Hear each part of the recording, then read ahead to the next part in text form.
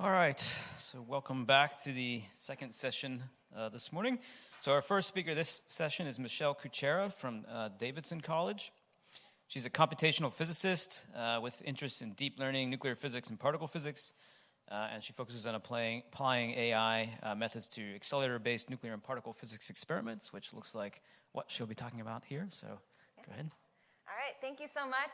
Thank you for the invitation, and also thank you for inviting me to speak on Thursday, because I think not only have most of the methods I wanted to talk about already been described, so I can skip a lot of stuff, but also we just heard about the LAR-TPC, which is a type of time projection chamber, and I will also be talking about TPCs, so it saved me a lot of time. And so when I'm interested in building a foundation model for detector data, I'm specifically talking about within the field of low-energy nuclear physics, and I'm talking about building a foundation model that can be used across devices, which is something that is unique. And so I'll be talking about some of the challenges and potential that we see for doing this. And when I'm talking about across detectors, I'm particularly looking at a class of detectors that is commonly used across these low-energy nuclear physics experiments, and those are time projection chambers. And here's an example of 4 TPCs. And so my overarching goal, that we aren't fully there yet, is to build a foundation model that our collaborators that that they maintain these devices can use.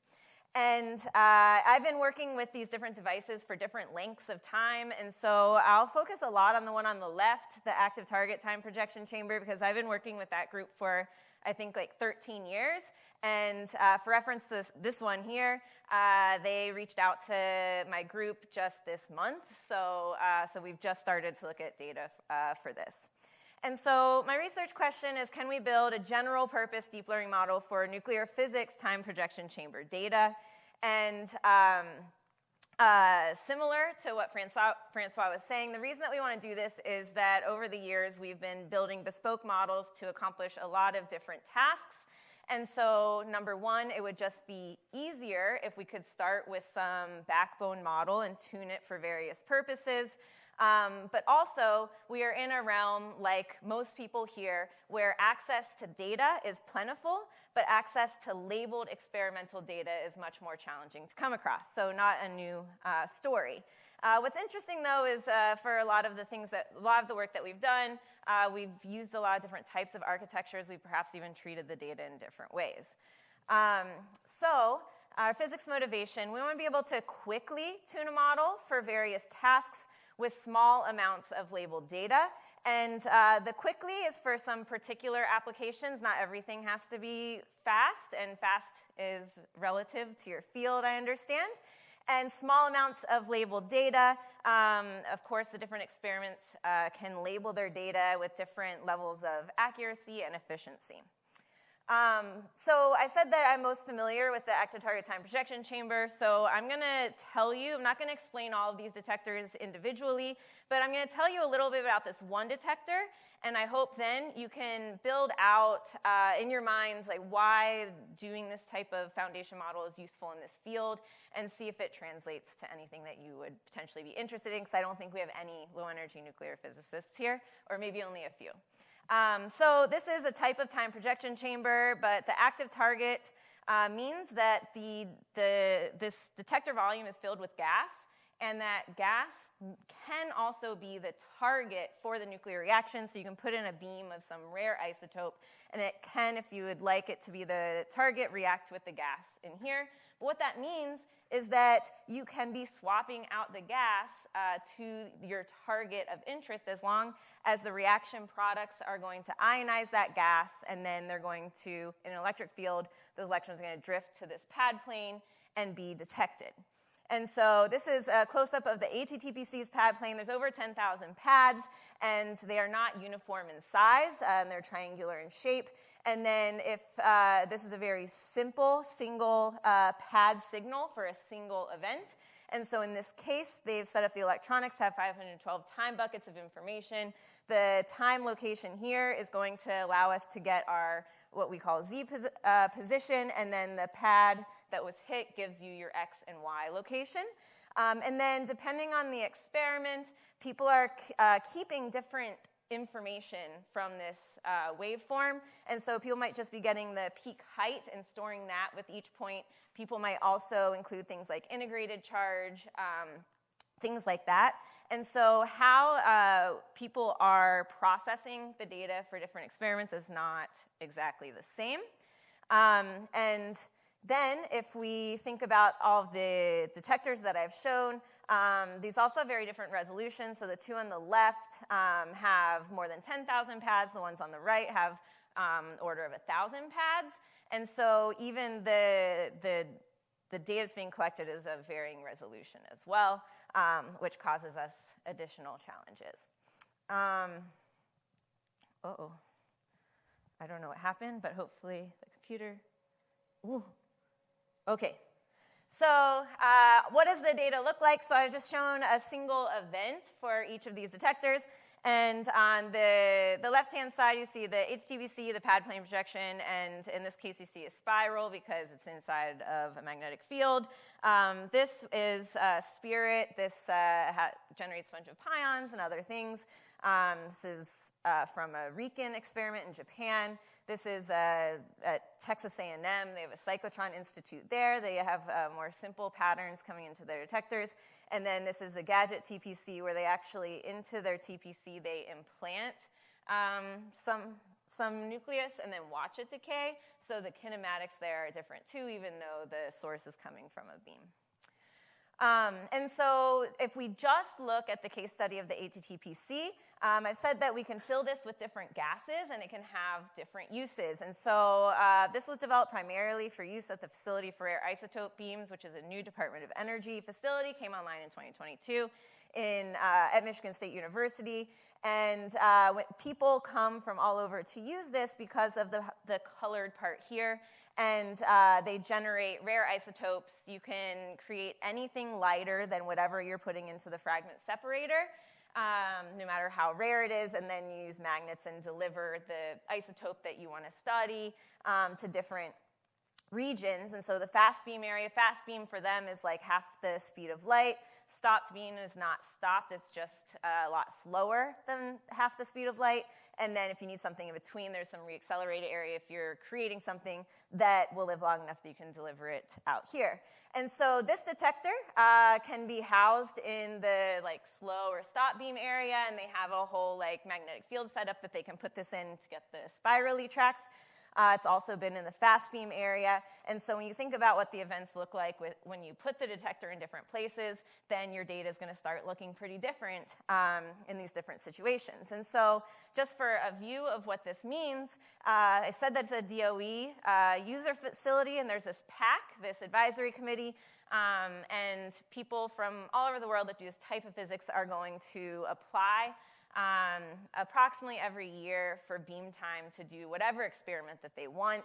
And has about 30% acceptance rate. And people are doing research in different areas. So they could be studying structure of rare isotopes. They could be looking at astrophysical reactions that occur in stars. They could be studying fundamental symmetries or societal applications.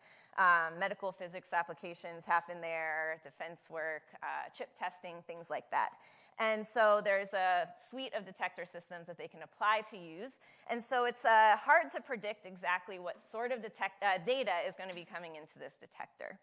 And the PAC will host campaigns for detectors, meaning they might say, okay, this year the HTBC is going to be housed and set up in the fast beam area. You can propose experiments for this. Does that make sense? Okay, but not only that, there's a whole bunch of different rare isotope facilities in the world. And some are user facilities, and some also host campaigns with detectors. And so this particular detector has also been not just at Facility for Isotope Beams, it's been to Argonne National Lab. They have a low energy accelerator there. National Superconducting Cytotron Laboratory doesn't exist anymore, but that's where it was originally developed. It's currently at a campaign at Riken in Japan, and an earlier version of this was at Triumph in Canada. So when we're thinking about building a model just for the ATTPC, hopefully you can see that it's a little bit less predictable in terms of the type of data that we're going to get from inside this detector. And so here's just an example of some events from different experiments. And so in some cases, you don't see a magnetic field.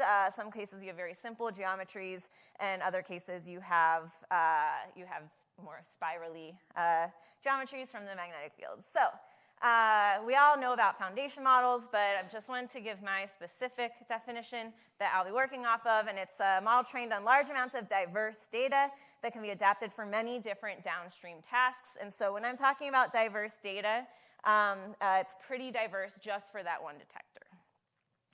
And from the beginning of this project, we've really thought about building this foundation model as that we want to provide a product for our research community because so many different people could be using this detector. And so that means that we've been engaging with our domain experts early. And some of the work here is also what I want to talk about in this talk. We know that there's a two-step process. We have some pretext task to build our backbone model, and then we tune it for our downstream tasks.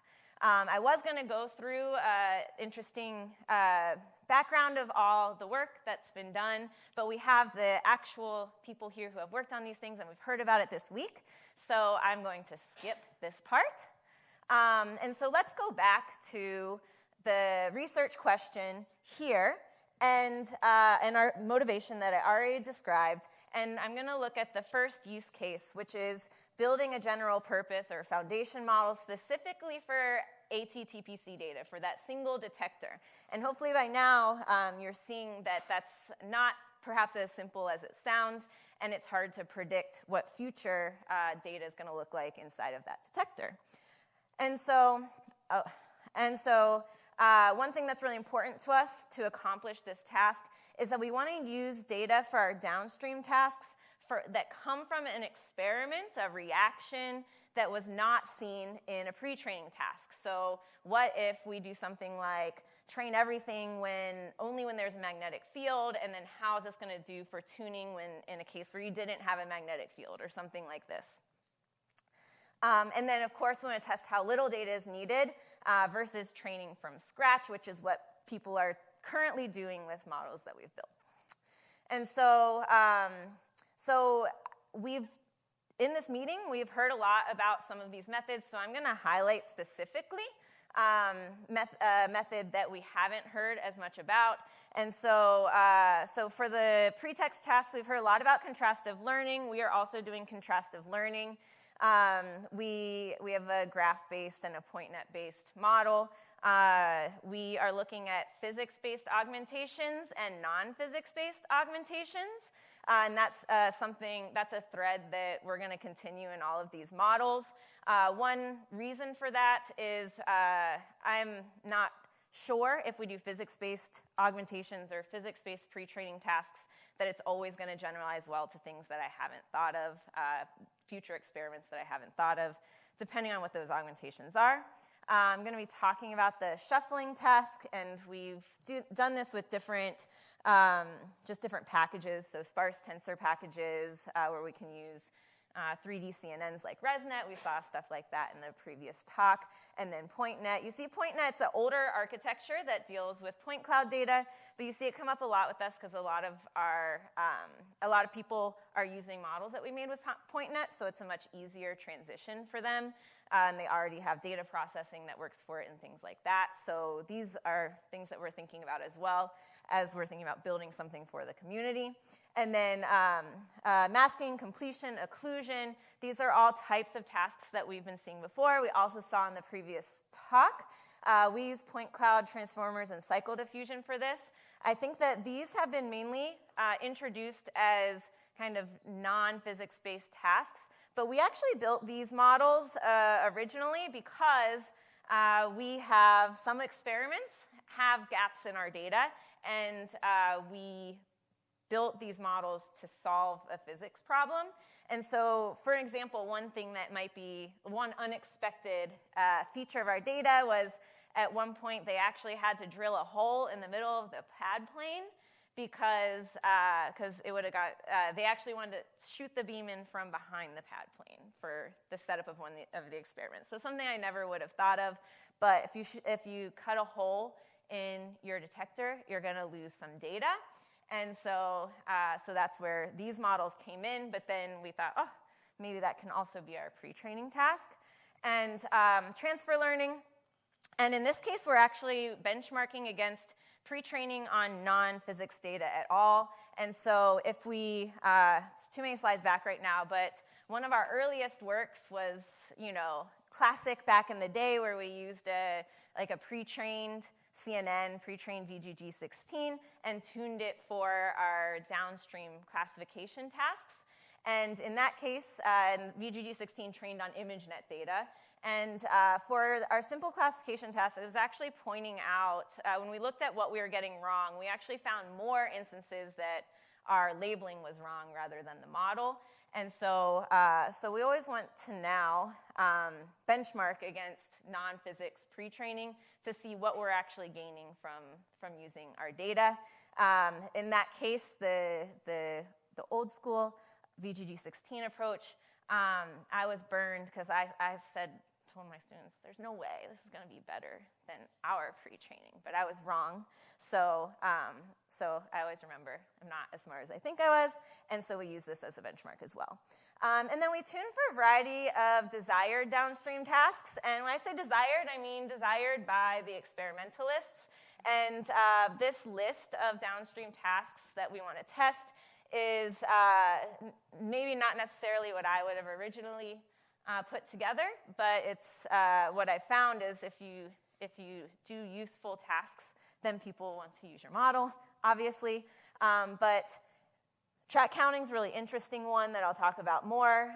Event classifications, classic. Track identification, which we actually do point-wise, and point-wise kinematic regression, so kind of like reconstruction, getting the kinematic information from our tracks. So I'm going to particularly talk about the shuffling task as our pre-training task and track counting as the downstream task. And the reason I want to highlight track counting is because this task came out because we've had such close communication with many different experimentalists. And none of the experimentalists ever counted tracks in their analysis pipeline. So it was never something we thought would be useful to do. But once we started doing it, which just came as a product of maybe not having the full physics for a given experiment, so we did something simpler. And then other groups said, oh, you can count tracks, I can use this. And then this became a more popular model that we used, even though no one ever told us they wanted to track count, and then now people want to track count because it allows them to filter out their data in particular ways. But also, they, I think, have more inherent trust in the ML algorithm counting tracks rather than doing some sort of physics-based classification, even though inherently it may not be different. So I said we're often using this point net architecture, which is a little bit old. It's also pretty easy to add additional information into your point clouds, so such as the charge amplitude, integrated charge, things like that.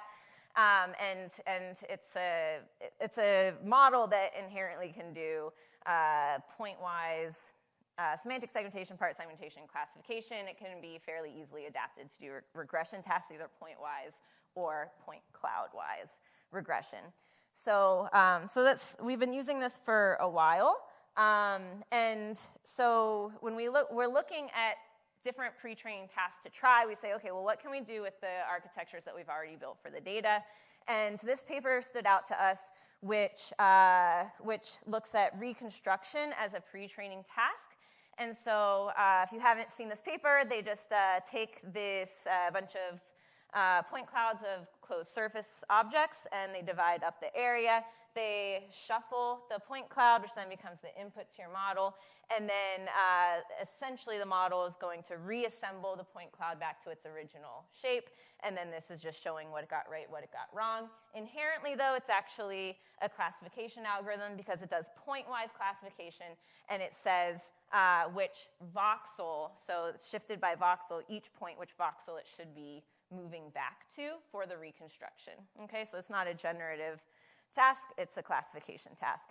And they saw that they get really nice comparison even against other pre-training tasks for these closed surface point clouds, where, yeah, you need very little data to tune these models. So how did it work for us? So we could do exactly as they did already using the models that we've built with just some modifications. And so we did exactly the same thing, except just it's not our 3D point clouds. These were 4 or 5 dimensions, depending on how much information from our tracks that we kept for each point. And we shuffled and then reassembled. And so some examples of that. Here's an example just of a single event. It got shuffled, reconstructed, and then you could see the reconstruction accuracy. The red ones were put into the wrong spot, and the blue ones were put to the correct spot. And so one thing I want to point out is when you're doing this with experimental data, if you have statistical noise in your data, you don't really expect the model to be able to reconstruct perfectly. And so we don't see perfect reconstruction, but we can see the model learning the task that we're asking it to do. And so can a model with, 54% reconstruction accuracy, can that help us on unrelated but physics downstream tasks is then the question.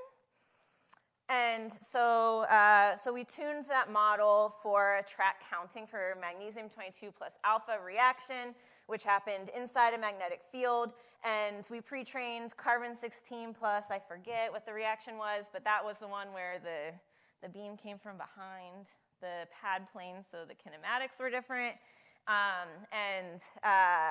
And oxygen-16 was an experiment that did not have a magnetic field, or at least we used the part that did not have a magnetic field. And so we saw that the pre-training really helps as we decrease the number of training examples. But we chose actually an example where we knew it trained pretty well, very few examples, because we were curious, like, how low can we go? And so once we got low, then we were like, hey, we need to be more careful about how we're sampling. And so we just took, mean and standard deviation of different data samples. And we saw that you can get pretty good accuracy with very little number of training examples, which is great. So we have done this for all of our pre-training models.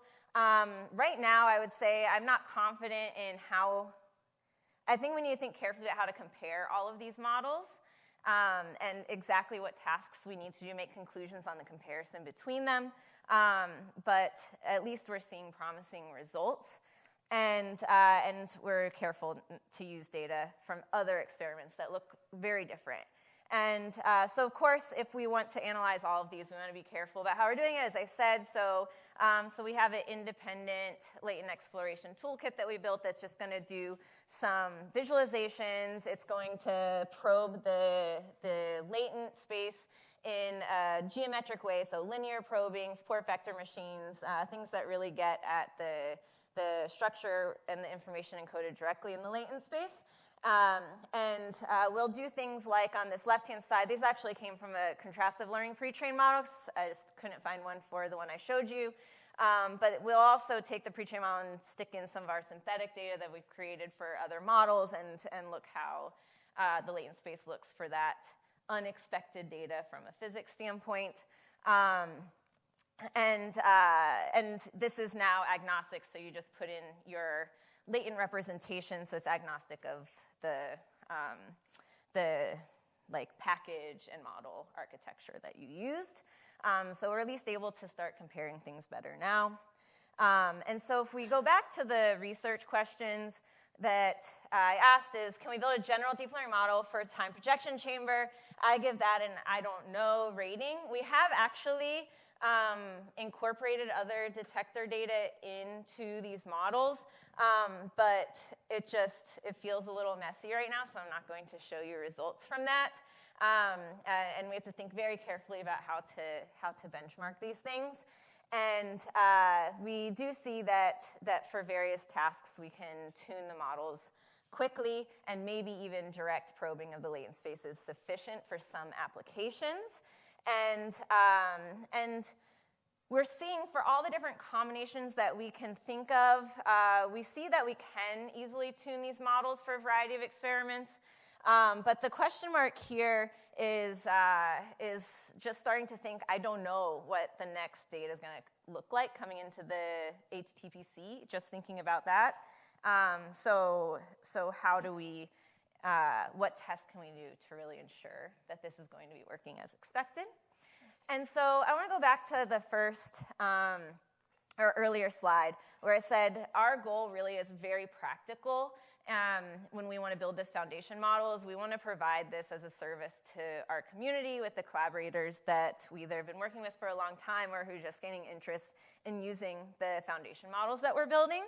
And so, so it's been really important to us to engage the domain experts early on and maybe not necessarily just take the path that we want to take from a ML perspective. And so it's been really intentional work in the past few years of how we're engaging with those collaborators. And so we have open invitation weekly group meetings, and we always have multiple grad students who are doing some analysis. They want to see if the model is going to work for them. They're either trying it out, they're presenting, they're asking for feedback, or they're just lurking to see if anything kind of sparks their interest. And so we've been really happy that, you know, we pull up Zoom and no one's required to be there, but we always have people in there. This is a project that just has me and my co-PI and students, but we have 50 active users per week on Slack, and so there's a lot of back and forth with our collaborators, which is really nice. And we've been trying to set clear expectations when it comes to how to collaborate with us, co-authorship, so we can bring all of these disparate groups that don't normally work together, together in a way that is friendly and immutable and collaborative. And so this is just a snapshot of all the different project channels, and it's cool to see all the different groups coming in and participating on our space. And the experts, as I've mentioned, are the drivers for our downstream tasks. And so another part of the intentionality is that we do these FRIB weeks, and ours was, I think, 2 weeks ago. So my whole group will go up to the lab. One thing we started doing the past couple years was hosting a poster session, and I was like, okay, like 10 people are going to show up. But really, so many people came, and it's through events like this that we've been able to pull more detectors, get more data from different detectors, people interested because they're seeing how this is used in talking to us in real time, even though they might not have originally reached out and wanted to talk about giving us their data. That's a little harder conversation, like, hey, give me your data versus look what we're doing. So that was really useful, and it's also really good. We have a lot of computer science students and math students to actually get some sense of what sort of problems that they're attacking. So it's been really positive for everybody. And in having so many of these conversations, informally and formally, it's a week of a lot of meetings. That's where unexpected tasks emerge. So starting to track count, and then all of a sudden other people want to count tracks, things like that.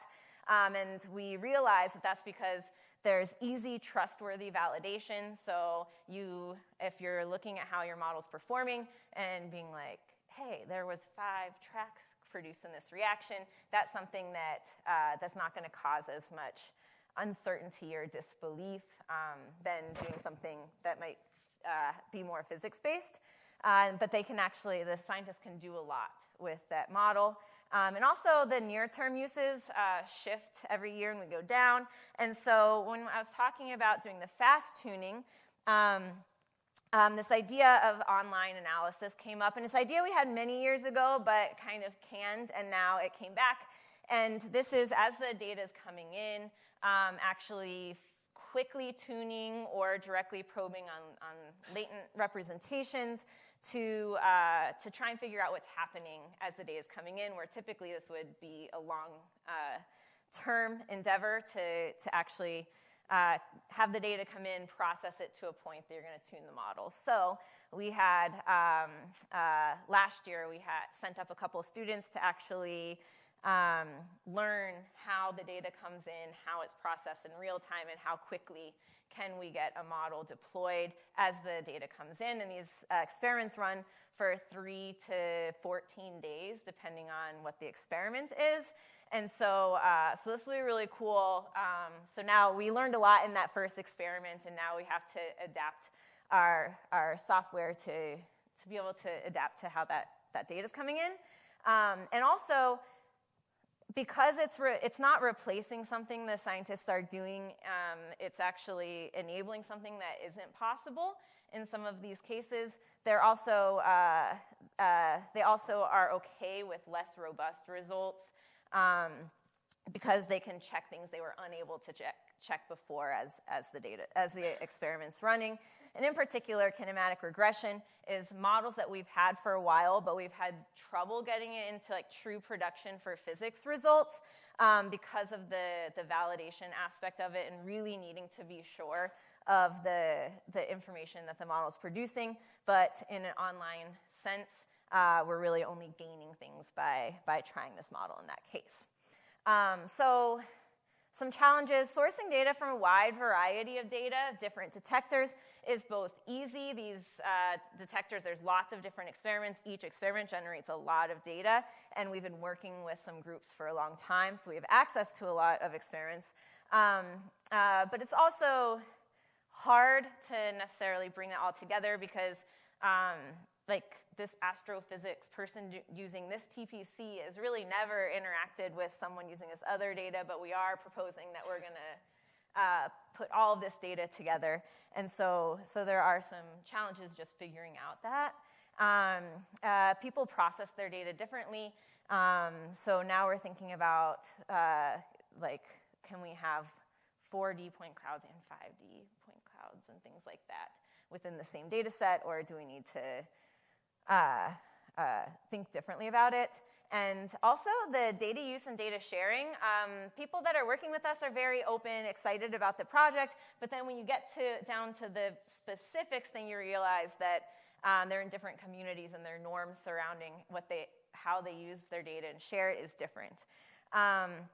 And so is broad access to such a model realistic? We can actually train more models than we can show people right now, because thinking about how to actually deploy these models and give it to particular groups is not trivial. So with that, I just want to thank you all for listening.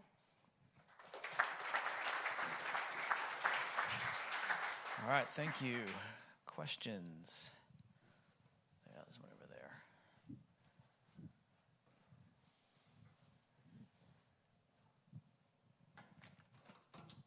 Hi, thank you for the talk. I have a question about, you might have mentioned this, but do you have a sense of how your models scale with the particle multiplicity?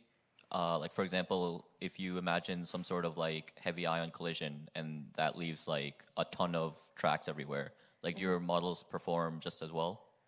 Yeah, so one thing I'll say, so we have looked at, so the spirit detector is higher energy. It creates far more tracks than the others. But also when we're doing that, our classes aren't necessarily the same if we think about it as a classification problem. So maybe at lower energies, you want to know like 0, 1, 2, 3, 4, 5. Like those are your only options. For other experiments, experimentalists have been okay with like ranges or things like that. So it kind of depends on what the experimentalist is looking for. And in the spirit case, I don't think we explicitly counted one by one every track. I don't remember exactly what they wanted off the top of my head, so sorry, that was a little while ago, honestly. But they were essentially looking for different types of reactions rather than track counting. Okay, Yeah. Thank you. Other questions? Yeah. Hello. So you mentioned here how you want to use this across different detectors. Yeah. And from what you showed, there's this complex sensor geometry, and I assume different detectors have different configurations and so on. So can you talk more about, like, for example, using something universal between these when you can have a case, for example, that the same particle would look different in different detectors anyway? Yeah, so that's a great question, and I somewhat intentionally skirted that information because I had less concrete data to show. But we have actually a model where we have pre-trained on ATTPC data and then tuned for gadget data. And that data, this is always like, I don't know, to me it always just looks like a blob, to be honest. I don't, the implantation stuff. And this works for us. And the dimensionality of this data is pretty different. The case in which this works for us is we use a Minkowski engine, which has been talked about. We use a sparse tensor approach, which can allow for variable size point clouds really easily. Yeah, I think that this kind of goes back to like that VGG16 working. It's learning some fundamental properties of relationships within point clouds. So we have done some testing that I didn't show, and that's a success case for sure. Thank you. Yeah. Yeah, thanks for the nice talk. I was curious, you mentioned, or you at the very beginning you said some of label data is rare and so on, and I mean in particle physics I often think of it the other way because we have great simulators, so I don't know, and it might be easier to get people to share like their simulation for all these detectors, and then you can just generate a lot of simulated data and pre-train some backbone on that. Yeah, no, this is a great question. So what I said was experimental labeled data is hard to come by, but that's true. Simulated labeled data is very easy to come by, right? And we can generate all sorts of experiments that maybe haven't occurred yet. Right. And that is something that we're working on and that we've done. But the one thing that I'll point out is some of the projects that we've worked on, so I'm thinking about this is a cycle point cloud diffusion paper, is because we don't model the detector response and the noise signatures well. And we've seen in other cases that actually is what's causing our like classification accuracy and things like that to not be as good. And so we would love these pre-training tasks to use large amounts of experimental data for this reason, but certainly we're not forgetting about our simulated data. Then I had a maybe follow-up question on the shuffling pre-training task. So I mean, I guess because like an entire kind of sub-box gets moved, right? So like the network needs just to figure out, okay, which box, like larger box goes where, right? So so I was just curious, like how do you formulate it, and how does it scale with the size of the box? I guess the smaller the box becomes, the more difficult that task becomes, because at some point you're just randomly moving like individual voxels. Yeah. So so you're right. And one thing to point out is that it's a point-wise classification model. So the model should quickly learn that you likely want to make a similar prediction to things nearby you, right? So that's maybe not so hard. But when it comes actually to the number of voxels, I think maybe 2 summers ago, we spent a lot of time thinking about all the different geometries and the shuffling. And it's actually more about, because of the geometry of the detectors and the beam axis, it's actually more about where these boundaries are lying that makes it harder or more easy. And then what we found is this is one part that makes validation a little bit hard, but the worst models are usually because we've created a harder task, and then that typically does better for tuning for the downstream task. And so yeah, sometimes we're not so mad when we get a worse. Yeah. No, I mean, you see the same in kind of vision pre-training where like masked modeling, I mean, you have to mask out a lot of stuff too. I mean, for the pre-training to be helpful. Yeah.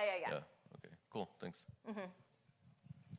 Could I just ask, how much do you actually care about the model forgetting what it learned in the pre-training in these examples? Because the pre-training is not, presumably you don't actually care about recovering that again later. But nobody has shuffled data. Yeah. No, that's a good question, and I think that We've been saying that like we don't really care that much about the pre-trained model as long as it's helping our downstream task. But now that we're interested in these faster algorithms and we're actually thinking about just directly doing work on the latent space for these online type models, maybe we still don't care about the accuracy here, but we do care about the latent that it's producing. And when you train after pre-training, you don't care if it is just forgetting what it Oh, learned. yeah. So you're not guarding care against that, like in embedding models, you often do care, right? Like Yeah. Oh, I see. Yeah, you're right. So we don't care if it's forgetting, but if you're doing better above training from scratch, it's probably not totally forgetting, right? Yeah. I was just curious if that was like something you put into the loss when you were training or not. Yeah. Good question. Well, I had a question for you and also for our nuclear and particle colleagues here. So when you say data, so what does that actually mean when we refer to the high energy data? So at what level are these data communicated by the experimentalists to, the computer science or the theorists or the people that are? So what kind of data? Like there's data. What are these, like pulses or counts or are they pre-processed data? That is something that we've been having not a hard time, but like kind of defining with our experimental colleagues where the boundaries are that they want to, So I'll answer really quick because we've thought about this a lot. And so what we've landed on for this type of the foundation models I'm telling you about is we tell the experimentalists, because so many of them do operate on point clouds because they can't operate on the full trace data for all the pads. So we say, like, process into point clouds. However you do that, hand it to us, and then we will take care of the rest. And so I don't tell them, like, you have to have the integrated charge. You have to have this. I let them do whatever they want, and then we take that data and we say, okay, how can we put these different things together? They're sharing that, actually. So the point cloud data, yeah. And then you can share it. I mean, I think there's a slightly different question whether or not you're talking about like the interface between theory and experiment and kind of this building of foundation model. So, for example, for the kind of what type of data do we publish as like the LHC collaborations, I think it would be the output of the foundation model, right? So I'm involved in a CERN open data type discussions, and so there usually the thinking is the raw data, so the individual voltages, this is not something worth publishing because people don't know how to process this. And so then the other end of the spectrum is, okay, like the cross-section result or the Higgs mass that you measured, that is like super, super small, right? But very kind of informative from a physics perspective. But then you cannot do anything, you cannot do a new analysis with the done Higgs mass measurement. And so now what recently we started with all the LHC collaborations that we publish basically kind of pre-processed data, like the output of the reconstruction, right? But and then you can do some new physics analysis with this outside of the collaboration. So that's the idea. But this would be, I think, the output of, let's say you have a foundation model, right? So kind of in this style that the foundation model, the backbone is the thing that goes from the raw data to something kind of useful, physically meaningful. I think kind of to build these foundation models, you have to have the low-level data, and the target is the thing that you would be publishing at a large scale to other research or to the wider community.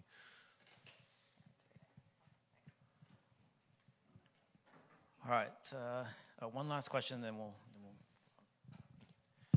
Thank you for the great talk. At some point you mentioned studying the latent representations of the model, and I wondered if you could say a bit more about this. Are you like trying to figure out, internal workings of the representations that have been learned, or are you trying to distill other like practical insights? Like what can you actually do with these latent representations? Yeah, so we saw Mike and some other people were showing like very serious investigations into latent representations. And so for us, we are effectively doing things that they're doing, like doing a principal components analysis, doing a T-SNE embedding, UMAP visualizations. But that we've only treated as a curiosity, what do we see? And then it's the linear probing support vector machines that's telling us, is this downstream information, how well is that encoded in the latent space? So that's how we've been doing our investigation. All right, let's thank Michelle again.